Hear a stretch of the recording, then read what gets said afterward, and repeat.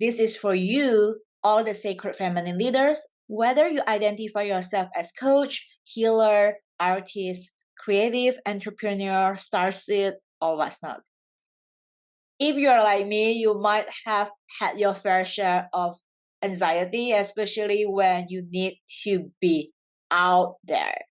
Whatever out there means, maybe it is to show up live on Instagram or to write that post and share it in the world, or maybe to host a live event, whether in person or in Zoom, or get on that coaching call or sales call or healing call, whatever shape, way, and form that involve you to actually step up and show up and serve, and it involve people, you're like, and you get these nerves and this anxiety. Sounds familiar? I knew I had a fair share of that when I first started my journey as a coach and healer. I still get some of them these days, just not as much anymore. And it comes with practice, of course.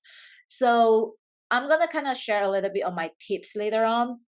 But this is generally what is truly going on behind the scene, which you might be able to relate is something like this, right? Like when you are about to speak on stage or on Zoom or whatever the shape is, you started to worry about what to say, how to say, when to say it, or worry about what the audience think, what the audience feel, how will they react, what if they find me boring, what if they don't like what I have to say, what if they actually are judging me or criticizing me, and do they like me? You know, all those needy and cheddar and all these like you just go on and on and on, like never ending.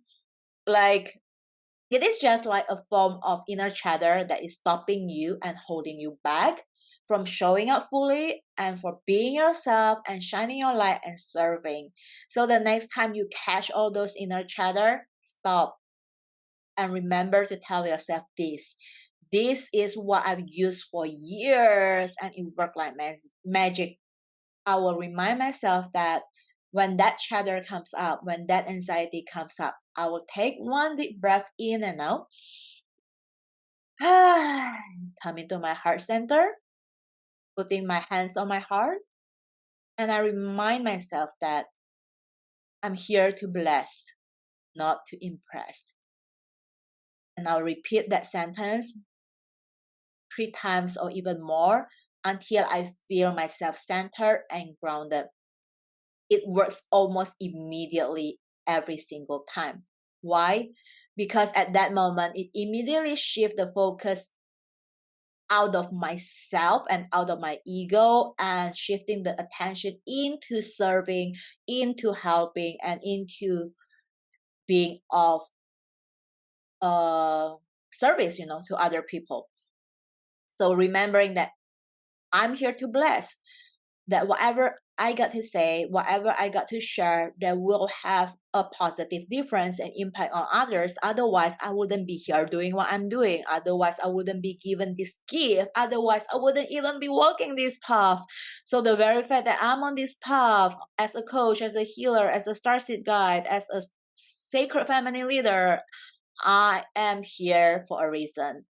And that reason, part of it, is to bless and be of service and not to impress. Trying to impress, that's the ego's talk, and that is the old version of you who wants to be accepted, who wants to be acknowledged, who wants to be seen in a way that is being afraid of rejected. You are afraid to be rejected, so you want to be seen. So at the end of it, it is all coming from fear. But you want to step into love, into blessing others and making a difference. So shifting from fear to love, from fear to faith, and from fear to blessings.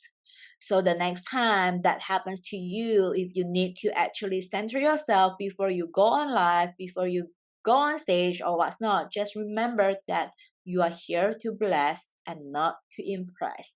And another bonus tips is that I will also say something like this. Your work, not mine. Your will, not mine. And then I step into my full divine power and letting myself to be that conduit of light, to that medium of love, and to be that channeler of divine gift. So I hope these tips will be helpful for you. So try it out the next time and let me know how that feels and how that goes out for you.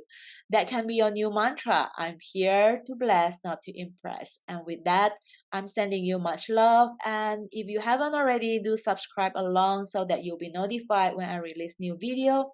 And you can also check out the description below to find out more ways that we can work together, whether in person, in one-on-one, or in a group session or not. See ya!